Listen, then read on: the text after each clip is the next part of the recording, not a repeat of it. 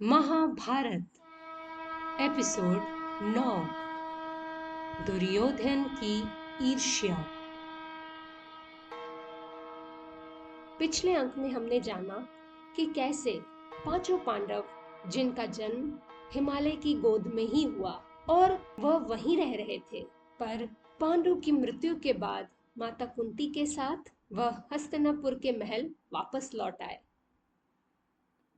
पांचों पांडु पुत्र के महल आने से सबसे ज्यादा ईर्ष्या जिसे हुई वह था दुर्योधन। क्यों? आइए पहले इसकी पृष्ठभूमि समझते हैं। धृतराष्ट्र तो पहले ही अपने नेत्रहीन होने की वजह से अपने भाग्य को कोसते रहते थे, क्योंकि वह ज्येष्ठ होने के बाद भी राजा बनने के लिए उपयुक्त नहीं पाए गए।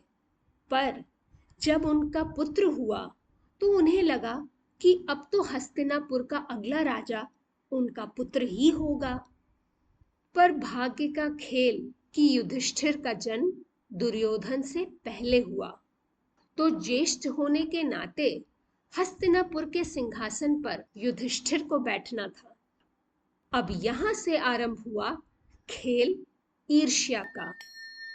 दुर्योधन तो जन्म से ही बहुत ही हठी और कुबुद्धि था, और दुर्योधन के इस आचरण को और शय मिली अपने शकुनी मामा के संरक्षण में। शकुनी ने दुर्योधन, दुशासन और अन्य कौरव भाइयों के मन में यह बात डाल दी थी कि उनके पिता के अंधेपन की वजह से उनके साथ न्याय नहीं हुआ, उन्हें इस शासन के योग्य नहीं समझा गया। अन्यथा राज्य पर उन्हीं का अधिकार था, क्योंकि वह ज्येष्ठ हैं, और अब पांडु के न रहने पर दुर्योधन ही हस्तिनापुर साम्राज्य का उत्तराधिकारी है। पांडवों का इस राज्य पर कोई अधिकार नहीं। शकुनी की यह बातें दुर्योधन के मन में गहरे घर कर गई थी। इसलिए दुर्योधन ने पांचों पांडवों को अपना भाई कभी नहीं माना, बल्कि वह पांडवों को अपना प्रतिद्वंदी मानता था। इस ईर्ष्या में दुर्योधन ने ऐसे कई प्रयास किए कि पांडव स्वयं ही महल छोड़कर चले जाएं। ऐसी ही एक घटना के बारे में आइए मैं आपको बताती हूँ।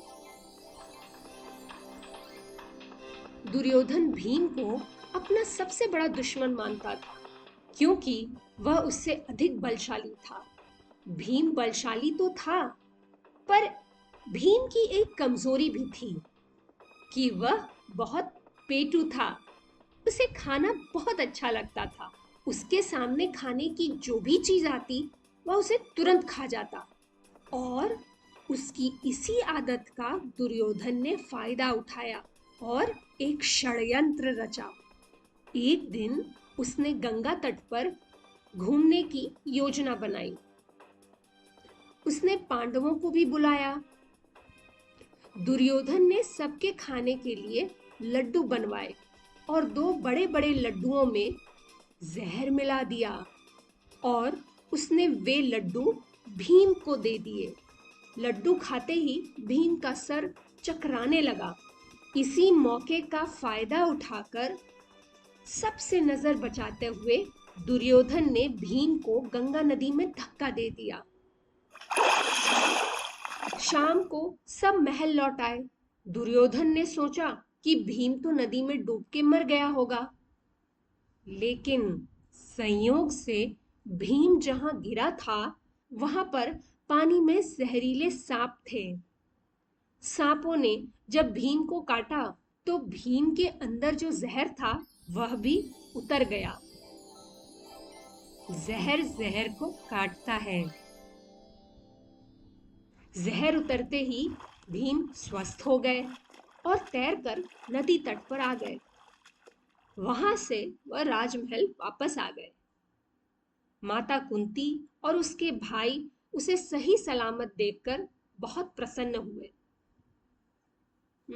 तो छुटपन से ही दुर्योधन की ईर्ष्या का खेल आरंभ हो चुका था।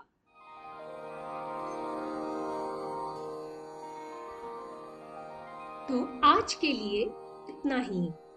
तो अगले अंक में हम हस्तिनापुर राजकुमारों के विद्या ग्रहण की यात्रा के बारे में जानेंगे।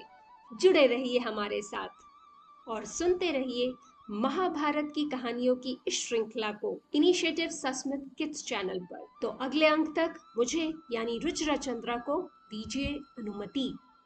नमस्कार।